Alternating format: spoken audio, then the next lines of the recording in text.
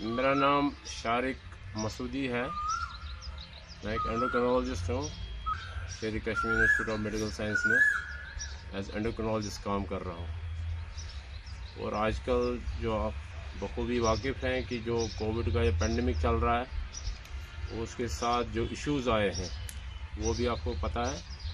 Complication जिनको होता है, इनकी बेसिक प्रॉब्लम कोविड तो है ही, लेकिन इनकी कॉम्प्लिकेशन इसलिए हो जाती है क्योंकि इनको कोई अंडरलाइंग कोमॉर्बिड कंडीशन होती है।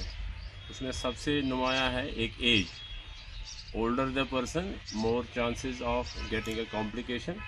इनमें ये प्रॉब्लम ज़्यादा होती है, ख़ासकर जो ओबेसिटी, मोटापा और डायबिटीज़ है, ये मरीज़ इनमें काफ़ी पेचीदगियाँ होती है।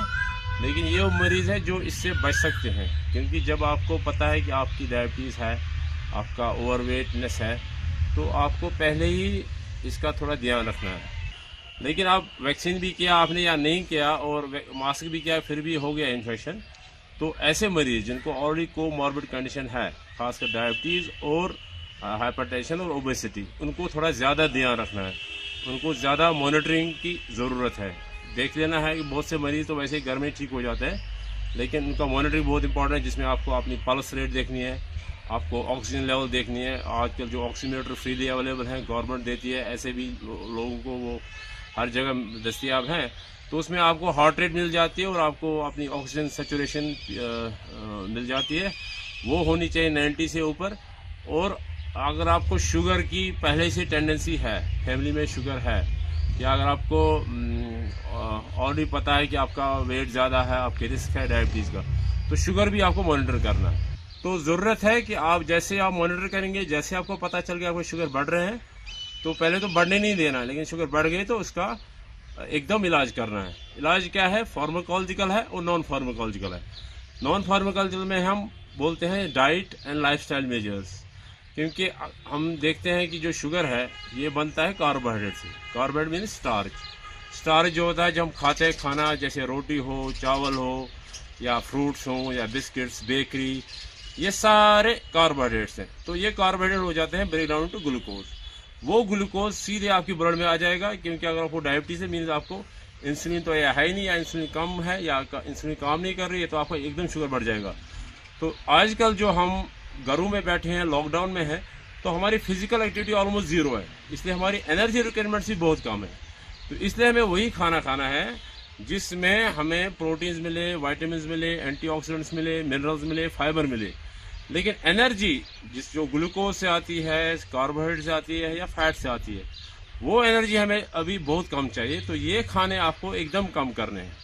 जैसे आपको लगा है कि शुगर की टेंडेंसी है या शुगर बढ़ रहे हैं, तो सबसे पहला काम आपको कार्बोहाइड्रेट कंटेंट कम करना है। ऐसे जो हमारा डाइट होता है उसमें 70-80% कार्बोहाइड्रेट होता है, लेकिन हम डायबिटीज़ वाले के लिए कहते हैं कि उसका कार्बोहाइड्रेट जो रेशो है, तनासुब है, वो होना चाहिए less than 45% of the total calories. मान लो आप जैसे आपकी रिक्वायरमेंट है 2000 कैलोरीज, वैसे मेरे हिसाब से आजकल डायबिटीज़ के लिए 1500 कैलोरीज काफ़ी है, क्योंकि कोई फिजिकल एक्टिविटी है नहीं। तो 1500 में से आपकी कार्बोहाइड्रेट इनटेक 700 कैलोरीज से कम होनी चाहिए, half of that, less than half of that. तो इस तरह आप जैसे 1 ग्राम कार्बोहाइड्रेट देता है 4 कैलोरीज, मीनस 700 का मतलब है आपकी टोटल 24 घंटे में कार्बोहाइड्रेट 175 ग्राम होनी चाहिए। तो हर फूड पे जो लिखा होता है कि आप नेट पर भी मालूम कर सकते कि किस फूड में कितना कार्बोहाइड्रेट है। आप जैसे मार्केट से लाएंगे या आप नेट से देख सकते हैं कि ये फूड जो मैं ले रहा हूँ इसमें कितना कार्बोहाइड्रेट है। ये कार्बोहाइड्रेट टोटल आपका 175 ग्राम होना चाहिए मैक्सिमम 24 घंटे में।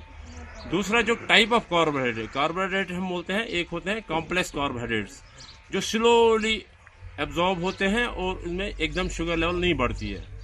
दूसरे हो गए रिफाइंड कार्ब्स, जिसमें शुगर है, शुगर ड्रिंक्स हैं, राइस है और वीट प्रिपरेशन है या बेकरी है, ये शुगर एकदम एब्जॉर्ब होता है। तो ये रिफाइंड कार्ब आपको बिल्कुल अवॉइड करने हैं, जितना पॉसिबल उतना। जो भी कार्ब्स लेंगे कॉम्प्लेक्स कार्ब होंगे। तो कॉम्प्लेक्स कार्ब कैसे ले सकते हैं?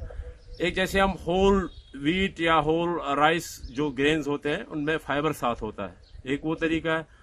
दूसरा है कि राइस के साथ आप ऐसा चीज मिलाएं जिसमें फाइबर हो, जैसे आप कोई सब्जी मिला सकते हैं, कॉलीफ्लावर मिला सकते हैं, या राजमा या दाल मिला सकते हैं, उससे फाइबर कंटेंट उसमें बढ़ जाएगा, तो वो स्लोली एब्जॉर्ब होगा। ठीक है, तो एक वो ये नॉन फार्माकोल तरीका है कि आपको कार्बोहाइड्रेट कंटेंट कम करनी है। दूसरा है आपको एक्टिविटी अपनी बढ़ानी है। अब आप बाहर तो निकल नहीं सकते, तो घर में भी आप कोई एक्टिविटी कर सकते हैं जिससे आपकी एनर्जी जो आप ले रहे हैं वो यूटिलाइज होगी, अदरवाइज ये शुगर बढ़ जाएगा। तो आप कौन सी एक्टिविटी घर में कर सकते हैं, कैसे कर सकते हैं, वो आपको देखना है। जैसे वॉकिंग कर सकते हैं आप, स्टेयर्स अप डाउन कर सकते हैं, बहुत सी चीजें हैं, आप नेट पर भी देख सकते हैं। स्टैटिक साइकिल कर सकते हैं, जिससे आप एक्टिविटी भी करेंगे और घर में भी सेफ रहेंगे। तो अगर नॉन फार्माकोलॉजिकल मेजर्स फेल हो गए तो फिर फार्माकोलॉजिकल मेजर्स पे आ जाता है। तो जो ऑलरेडी दवाइयाँ खा रहे हैं, ओरल डायबिटीज ड्रग्स, उनका अगर डॉक्टर के साथ कांटेक्ट है तो वो डॉक्टर को आपने कांटेक्ट करेंगे, उनको सही बताएंगे कि कौन सी दवा इनके लिए सही रहेगी। अगर ऐसा नहीं है तो वो जो ओरल टैबलेट्स हैं वो उसका डोज बढ़ा सकते हैं। अगर वो पूरा डोज नहीं ले रहे हैं, जैसे किसी की 4 टैबलेट एलहन वो 1 टैबलेट ले रहे हैं, तो वो डबल कर सकते हैं। लेकिन अक्सर देखा गया है कि जब स्टीरॉयड हो और आदमी का ऐसे ओवरवेट हो, तो उधर से एक्टिविटी भी नहीं हो, तो शुगर इतने हाई हो जाते हैं कि टैबलेट्स इसमें कंट्रोल नहीं कर पाते। तो इसमें अक्सर इंसुलिन की जरूरत पड़ती है। अब इंसुलिन कितना देना है, कैसे देना है, वो आपको उसके लिए अपने जो डॉक्टर है या जो करीबी हेल्थ सेंटर है या सोरा भी आप ऑनलाइन अपॉइंटमेंट लेके आप अपने कितना इंसुलिन करना है, कैसे करना है, वो ले सकते हैं।